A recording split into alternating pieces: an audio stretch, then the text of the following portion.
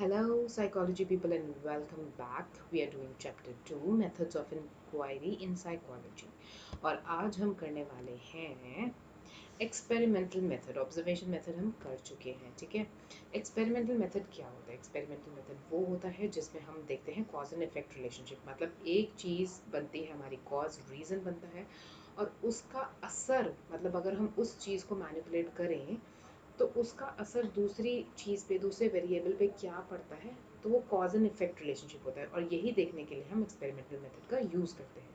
तो experimental method जो है कंट्रोल सेटिंग में यूज़ होता है। और कंट्रोल सेटिंग्स कहाँ की होती हैं वो तो आपको पता ही है कि लैब में होती है कंट्रोल सेटिंग। तो इसका मतलब कि लैब में यूज़ होता है एक्सपेरिमेंटल मेथड, ठीक है। और लैब में यूज़ हो रहा है तो काफ़ी हद तक हम चीज़ें कंट्रोल करते हैं, है ना। क्योंकि लैब में करने का मतलब ही एक्सपेरिमेंट ये है कि चीज़ें काफ़ी कंट्रोल्ड हों, तो इसलिए काफ़ी केयरफुली रेगुलेटेड प्रोसीजर होता है ये, ठीक है। इसमें एक फैक्टर को हम जो है उसका इफेक्ट देखते हैं दूसरे फैक्टर के ऊपर। मतलब एक फैक्टर को हम मैनिपुलेट करते हैं और जिसको मैनिपुलेट करते हैं वो बन जाता है हमारा कॉज। और मैनिपुलेट हम किसको करते हैं? कंसेप्ट ऑफ वेरिएबल की वीडियोस में मैंने वेरिएबल्स के बारे में, इंडिपेंडेंट और डिपेंडेंट वेरिएबल, एक्सटर्नल वेरिएबल के बारे में बताया हुआ है।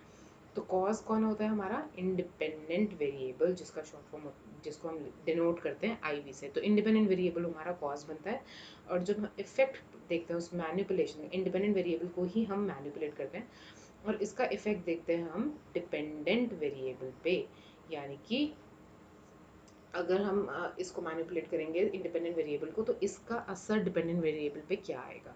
कंट्रोल सेटिंग में हम जब देखते हैं तो उसको बोलते हैं एक्सपेरिमेंटल मेथड। अब एक्सपेरिमेंटल मेथड के अंदर दो ग्रुप्स होते हैं जिसके बारे में हमें समझना ज़रूरी है। एक होता है एक्सपेरिमेंटल ग्रुप और एक होता है कंट्रोल ग्रुप। अब जो एक्सपेरिमेंटल ग्रुप होता है वो ये ग्रुप होता है जिसमें हम मैन्युपुलेशन करते हैं इंडिपेंडेंट वेरिएबल की, ठीक है। और जो कंट्रोल ग्रुप होता है उसमें चीज़ों को हम मैनिपुलेट नहीं करते हैं। वो group as it is same way में ट्रीट किया जाता है जैसे कि एक्सपेरिमेंटल ग्रुप में होता है। सेम सेम सब चीज़ें होती है कंट्रोल ग्रुप में भी, बस इसमें manipulation of the variable missing होता है। कंट्रोल ग्रुप इसीलिए इसका नाम है कंट्रोल ग्रुप, क्योंकि सब कुछ हमने इसमें कंट्रोल करके रखा होता है और मैनिपुलेशन इसमें नहीं होती है, समझे। अभी इसको हम समझते हैं एक एक्सपेरिमेंट से, ठीक है। एक एग्जाम्पल से समझते हैं, एक एक्सपेरिमेंट से समझते हैं। और ये एक्सपेरिमेंट मैंने नहीं किया था दो साइंटिस्ट है उन्होंने किया था, बिब लैटाने भी बोलते हैं कई लोग, उन्होंने, और जॉन डार्डे का ये एक्सपेरिमेंट है। इस एक्सपेरिमेंट का नाम है the smoky, please excuse my writing, okay, room experiment, ठीक है। स्मोकी रूम एक्सपेरिमेंट, ये लाइन ना ही खींचे तो अच्छा है। स्मोकी रूम एक्सपेरिमेंट इस एक्सपेरिमेंट का नाम है, जो कि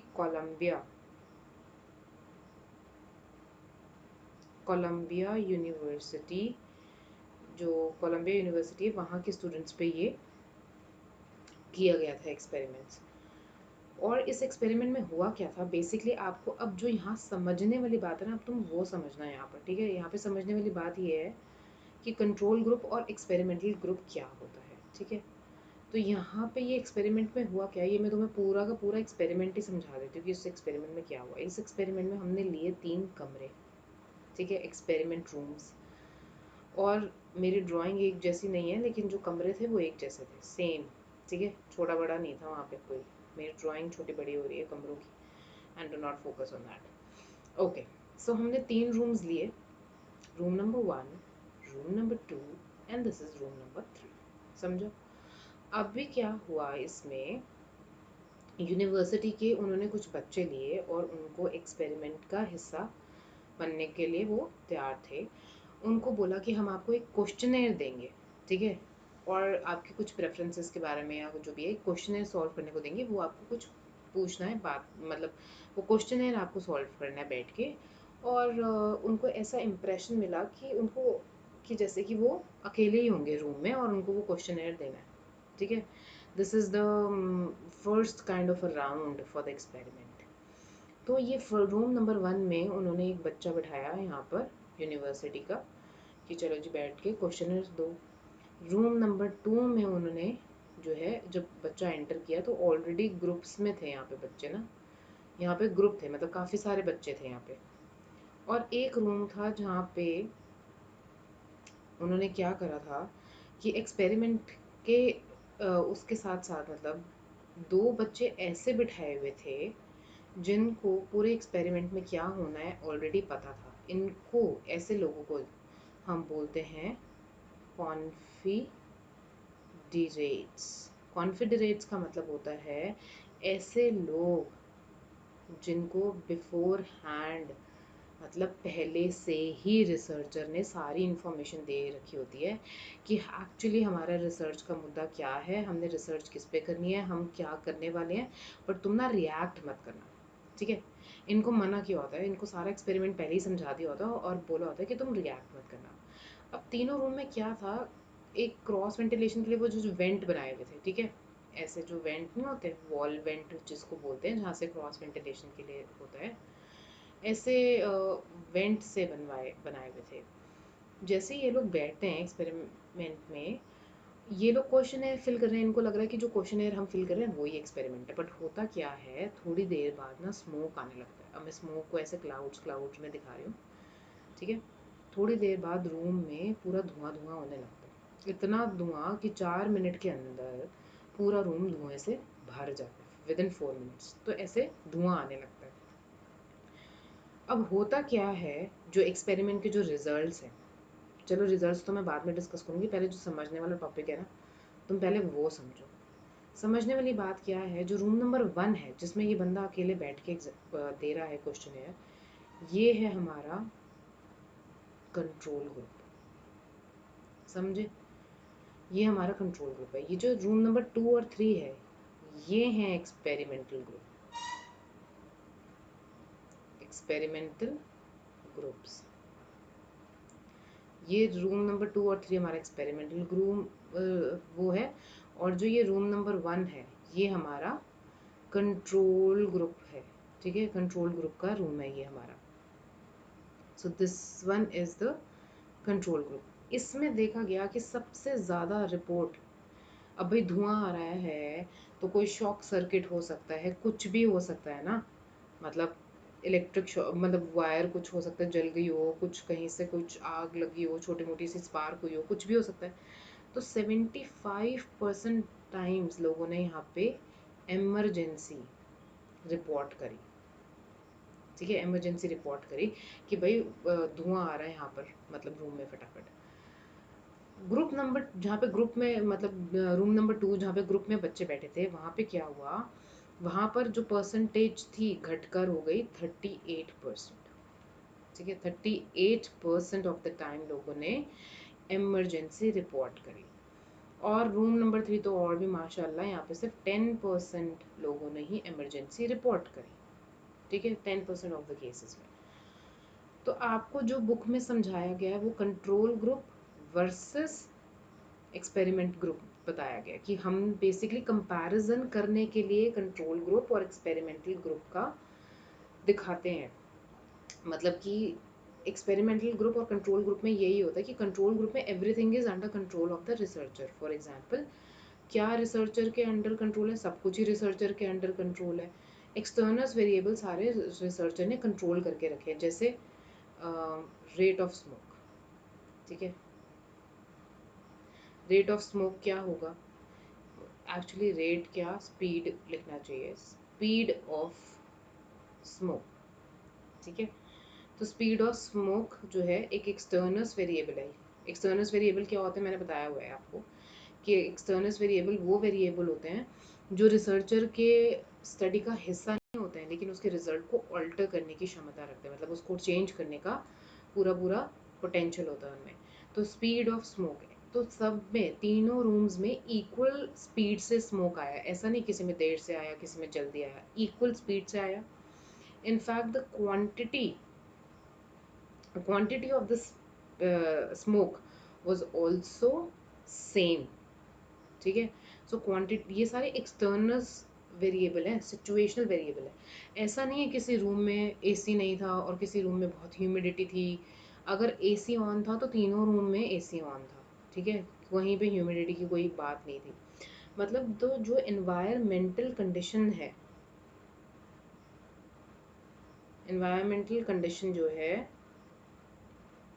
सेम थी वो, ठीक है, एनवायरमेंटल कंडीशन सेम थी। तो हमने यही पढ़ा था कि कंट्रोल ग्रुप और एक्सपेरिमेंटल ग्रुप में क्या डिफरेंस होता है, उसमें सब कुछ सेम होता है सिवाय इसके कि एक्सपेरिमेंटल ग्रुप में जो है हम इंडिपेंडेंट वेरिएबल की मैन्युपुलेशन करते हैं, यहाँ पे मैन्युपुलेट करते हैं और यहाँ पर मैन्युपुलेट नहीं करते हैं, ठीक है, यहाँ पे कोई मैन्युपुलेशन नहीं हो रही, इसीलिए इसका नाम कंट्रोल ग्रुप है। तो क्या यहाँ पे मैन्युपुलेशन हमने क्या करी, ये कि यहाँ पे ग्रुप में बच्चे बिठाए, ठीक है, और यहाँ पे हमने कॉन्फिडरेट्स को बिठा दिया बिफोर हैंड, जिनको सब कुछ पता था रिसर्च में होना क्या है, तो उनको बोल दिया रिएक्ट मत करना। इन दोनों को ऑलरेडी पता था कि धुआं आएगा और इन्होंने रिएक्ट नहीं किया। तो ये होता है कंट्रोल ग्रुप और एक्सपेरिमेंटल ग्रुप के बीच में डिफरेंस। अब आप बोल सकते हो कि बेसिकली इसका अगर आपको जानना है कि ये एक्सपेरिमेंट क्या शो करता है और क्यों किया गया, तो ये इसलिए किया गया था, जो मेन इंपॉर्टेंट पॉइंट है वो मैंने आपको क्लियर कर दिया, difference between control group and experimental group क्या होता है। अब इस रिसर्च वो उन्होंने क्या करी थी, उन्होंने रिसर्च करी थी ये डिफ्यूजन ऑफ रिस्पॉन्सिबिलिटी के बारे में बताने के लिए। डिफ्यूजन ऑफ रिस्पॉन्सिबिलिटी मतलब कि अगर तो कोई पर्सन अलोन है, ठीक है, अकेले ये जन भाई साहब जी बैठे हैं, तो ये इनको लगता है इनकी रिस्पॉन्सिबिलिटी है। जब हम अकेले होते हैं तो हम फुल ऑन रिस्पॉन्सिबिलिटी लेते हैं कि अरे शॉक सर्किट ना हो गया, कुछ हो ना गया हो, ये धुआं धुआं क्यों हो रहा है, तो फटाफट 75% केस में इमरजेंसी रिपोर्ट करी। क्यों? क्योंकि अकेले थे, तो फुल ऑन रिस्पॉन्सिबिलिटी इनके ऊपर थी। लेकिन जहाँ पे ग्रुप थे तो वहाँ पे डिफ्यूजन ऑफ रिस्पॉन्सिबिलिटी हो जाता है। मतलब इन्होंने लेफ्ट देखा, राइट देखा कि भाई और लोग भी तो बैठे हैं, तो हमें जब और लोग होते हैं, ग्रुप में हम होते हैं, तो हमें लगता है हमें अपनी जिम्मेदारी कम लगती है और हमें लगता है कि साथ वाला पर्सन या ग्रुप है तो कोई और रिस्पॉन्सिबिलिटी ले लेगा, मतलब कोई और जाके उठे रिपोर्ट करे तो मैं थोड़ी हिम्मत दिखाऊं, शायद मैं भी उसको सपोर्ट करूं। लेकिन जो पहला कदम है, जो पहला स्टेप है, वो कोई और लेगा, मतलब somebody else can take the responsibility why me, ऐसा वाला फीलिंग आता है। और जिस केस में यहाँ पे कॉन्फिडरेट्स थे, तो इस बंदे ने लेफ्ट देखा, राइट देखा, एंड दे श्रग्ड ऑफ, मतलब उन्होंने कुछ ऐसा रिपोर्ट ही नहीं करा, वो अपने चुपचाप क्वेश्चन एयर करते रहे। इन लोगों तो ऑलरेडी पता था कि ऐसा होने वाला है। तो जो इसमें 10% लोगों ने ही जो है इमरजेंसी रिपोर्ट करी, ठीक है, उनको लगा वो बैठ के चुपचाप अपना काम कर रहे हैं, क्वेश्चन एयर कर रहे हैं, पता नहीं क्या एक्सपेरिमेंट है क्या है, चलो मैं भी बैठ के अपना काम ही करता हूँ। और फिर 4 मिनट्स एक्चुअली जो रेट ऑफ इसका जो स्पीड था स्मोक का, वो ऐसा था कि 4 मिनट्स के अंदर सब धुआं धुआं हो गया था पूरे रूम में। तो मतलब इतना कि आपके विजन को भी ब्लर कर रहा था, देखने में भी परेशानी हो रही थी। ऑल्दो ये हार्मलेस स्मोक था, कुछ इससे दिक्कत नहीं होना था सांस लेने में या कुछ भी, बट आप ये देखो कि ग्रुप का इन्फ्लुएंस कितना होता है हमारे बिहेवियर के ऊपर। तो डिफ्यूजन ऑफ रिस्पॉन्सिबिलिटी का जो कंसेप्ट है कि जब हम ग्रुप में होते हैं तो हम खुद का रिस्पॉन्सिबिलिटी नहीं लेते और वो डिफ्यूज कर देते हैं। डिफ्यूज करना मतलब स्कैटर करना, बिखर जाना, तो वो होता है डिफ्यूजन ऑफ रिस्पॉन्सिबिलिटी। समझ आया? तो ये तो खैर वो प्रूव करना चाहते थे अपनी थ्योरी, बट कंट्रोल ग्रुप और एक्सपेरिमेंटल ग्रुप में तुम्हारा डिफरेंस अब क्लियर हुआ। कंट्रोल ग्रुप में everything is under control of the researcher, और एक्सपेरिमेंटल ग्रुप में हम इंडिपेंडेंट जो वेरिएबल होता है उसको हम मैन्युपुलेट करते हैं। This is the important point two remember, ठीक है। अब आगे चलते हैं एक्सपेरिमेंटल ग्रुप में। अब जो एक्सटर्नस वेरिएबल है, ठीक है, उसके बारे में हम बात कर चुके हैं। एक्सटर्नस वेरिएबल के बारे में हम बात करते हैं कंसेप्ट ऑफ वेरिएबल वाले वीडियो के बारे में, उसमें है मतलब ये। और 3 मेजर जो टाइप्स है वो यहाँ पे भी समझ लो, ठीक है। कुछ चीज़ें होती हैं जो ऑर्गेनिज्म, मतलब जो इंसान जो है वो है उनसे जुड़ी होती है, जैसे एंग्जाइटी, इंटेलिजेंस, पर्सनालिटी, उसको हम बोलते हैं ऑर्गेनिज्मिक वेरिएबल। कुछ सिचुएशनल वेरिएबल या एनवायरमेंटल वेरिएबल्स होते हैं, वो भी मैं तुम्हें बता चुकी हूँ कि ह्यूमिडिटी, टेम्परेचर, नॉइज़, जैसे कि यहाँ पर था कि बाकी सब चीज़ें उस तीनों रूम्स में सेम थी, ठीक है। तो उसमें सिचुएशनल जो वेरिएबल्स थे उनको कंट्रोल करा हुआ था। सीक्वेंशियल वेरिएबल, सीक्वेंस किसी चीज़ का मतलब पहले ऐसे होगा, फिर ये होगा, फिर ये होगा, तो इस तरीके से अगर कोई सीक्वेंस होती है किसी रिसर्च में, तो क्या होता है कि बार बार एक्सपेरिमेंट के बाद ना वो कई जो पार्टिसिपेंट्स होते हैं उनको ये याद हो जाता है सीक्वेंस कि ऐसे है वैसे है। तो अगर हमें कोई एक्सपेरिमेंट करना है जिसमें हमने उनको सीक्वेंस में टेस्ट करना है, ठीक है, सेवरल कंडीशंस हैं जिसमें कुछ सीक्वेंस फॉलो होएगी, तो हमें सीक्वेंस जो है आगे पीछे करना पड़ता है। मतलब बी सी चल रहा था तो C A B कर देंगे, फिर बी को आगे ले आएंगे, ठीक है, B C A कर देंगे, इस तरीके से करेंगे, ठीक है। तो वो होता है सिक्वेंशियल वेरिएबल। फिर आ गया exposure to many condition. Exposure to many condition में फटीग होने के चांसेस रहते हैं, तो हम उनको बीच बीच में देते हैं ब्रेक, ताकि उनको फटीग ना हो। फटीग मतलब थकावट ना हो। अगर कुछ ऐसा रिसर्च हम कर रहे हैं जिसमें उनको एक सिचुएशन के बाद दूसरी सिचुएशन के बाद तीसरी सिचुएशन, इस तरीके से डिफरेंट सिचुएशंस को उनको गुजरना है, डिफरेंट सिचुएशंस में उनको डालना है, तो उनको थक ना जाए, फटीग ना हो जाए। बिकॉज जब हमें फटीग होता है हमारा कुछ करने का मन नहीं करता और हम रिसर्च में ठीक से पार्टिसिपेट नहीं करेंगे और इसका इम्पैक्ट हमारे रिजल्ट पर आएगा, तो हम ये नहीं चाहते। तो इसलिए हम जो एक्सपोजर है इस तरीके की कंडीशन का रिड्यूस करने के लिए उनको बीच में ब्रेक देते हैं। फिर ये आता है प्रैक्टिस इफेक्ट। प्रैक्टिस इफेक्ट क्या होता है? प्रैक्टिस इफेक्ट मतलब मान लो कोई मेमोरी का एक्सपेरिमेंट है, कुछ है जिसमें उनको सर्टन चीज़ें हैं याद करनी है, और फिर हम उनसे पूछते हैं। अब क्या करते हैं, तो इसमें भी मेमोरी में वो बिठा लेते हैं, ठीक है, मेमोरी में चीज़ें बिठा लेते हैं और फिर उनको प्रैक्टिस कर करके पता चल जाता है चीज़ें, अच्छा कि ये एक्सपेरिमेंट में ऐसे ऐसे होता है। और फिर उसका इफेक्ट जब आपको पता ही है कि एक्सपेरिमेंट में कैसे होना है, क्या कंडक्ट करना है, तो उसका इम्पैक्ट भी पड़ता है रिजल्ट पे। तो इसमें हम क्या करते हैं कि एक बारी एक्सपेरिमेंट कराया इस महीने, अब अगली बार 3 महीने के बाद 6 महीने के बाद जो है उस एक्सपेरिमेंट को रिपीट करते हैं। तो उससे क्या होता है, प्रैक्टिस, अगर वो ऑब्वियसली किसी चीज़ को नहीं कर पाएंगे तो प्रैक्टिस इफेक्ट का नलीफाई करने के लिए उसको हम ऐसे करते हैं। तो ये हो गया आपका। अब इसी एक्सपेरिमेंटल मेथड के ही अंदर अंडर आता है फील्ड एक्सपेरिमेंट्स। फील्ड एक्सपेरिमेंट्स क्या होते हैं? फील्ड जैसा कि नाम से ही पता चल रहा है, मैदान है ना, फील्ड। तो फील्ड एक्सपेरिमेंट्स वो होते हैं जो नेचुरल सेटिंग्स में होते हैं।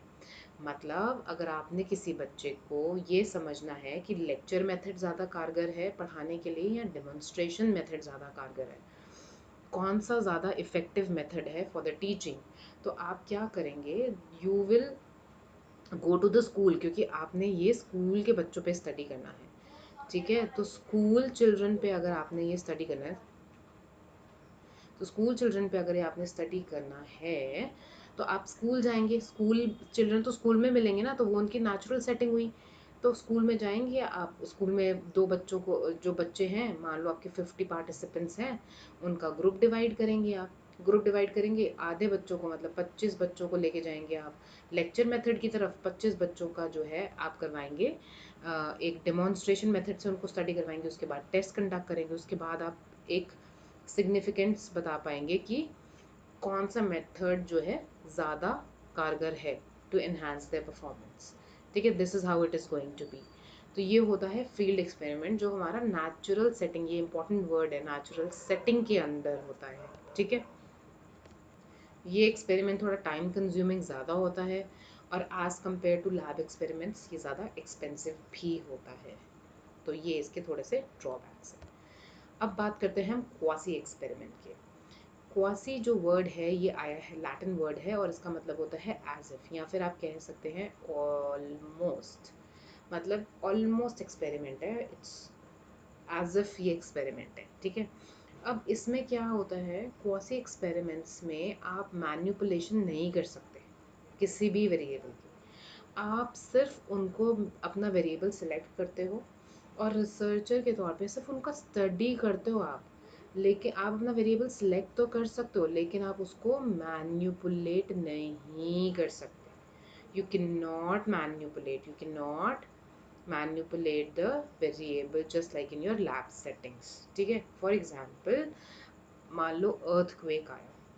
अब अर्थक्वेक आर्टिफिशियली नहीं क्रिएट कर सकते ना आप लैब में। तो अर्थक्वेक आया और आपने ऐसे बच्चों के ऊपर स्टडी करनी है जिन्होंने अपना घर खो दिया अर्थक्वेक में। अब ये चीज़ आपको, ये भी तो, ये आप लैब सेटिंग में कर ही नहीं सकते। तो आप क्या करोगे, जब कभी जैसे अर्थक्वेक आया, फ्लड आया, ठीक है, या कोई साइक्लोन आया, जैसे भी गुजरात में साइक्लोन आया, ठीक है, तो इस तरीके की जब चीज़ें होती हैं, तो आप क्या करते हो फिर उनसे इम्पैक्ट, उनसे जो अफेक्टेड वो लोग होते हैं, फिर आप जाकर उन का इंटरव्यू करते हो, उनके बारे में जानने की कोशिश करते हो, उनकी मेंटल हेल्थ, उनकी फिजिकल हेल्थ, उनकी emotional health, what all experiences they have had.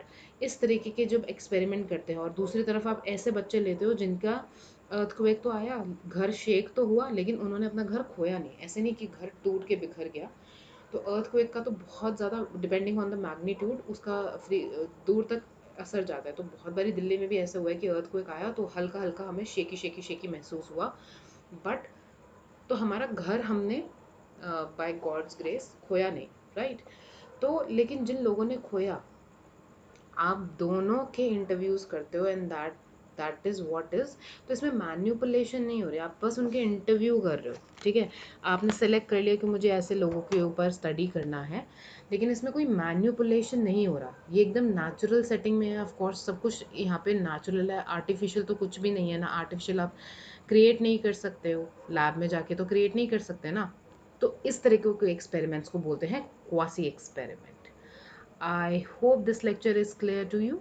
अगर आपको कोई भी डाउट्स या कोई भी सवाल है तो आप कमेंट बॉक्स में मेरे को पूछ सकते हैं, या फिर ईमेल आईडी भी मैंने अपनी दे रखी है डिस्क्रिप्शन बॉक्स में, मुझे ईमेल करके भी पूछ सकते हैं। Please make sure that you subscribe this channel, because आपका सारा कंटेंट 11th स्टैंडर्ड का, 11th क्लास का सारा कंटेंट यहीं आएगा, और इससे मुझे भी मोटिवेशन मिलती है आपके लिए कंटेंट बनाने के लिए। तो जो मैं इतना टाइम एफर्ट डाल रही हूँ वो आप लोगों के लिए डाल रही हूँ। अगर आप लाइक करेंगे, सब्सक्राइब करेंगे, कमेंट्स में मुझे बताएंगे कि आपको समझ आ रहा है कि नहीं, it will be a kind of a motivation for me. Okay, so keep learning, keep revising, and I'll see you in the next video. Bye.